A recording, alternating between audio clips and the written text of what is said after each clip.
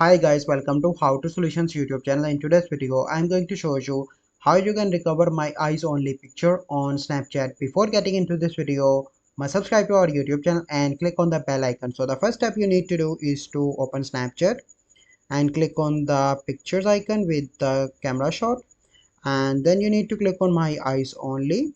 So let me log in into my eyes only, and here you can see that there is a one picture in my eyes only. You simply need to hold that, and then you need to click on this share icon. So if you want, you can share that, but if you want to recover, you simply need to click on unhide, and here you can see that it will be shown in my snaps in somewhere in, you can see that.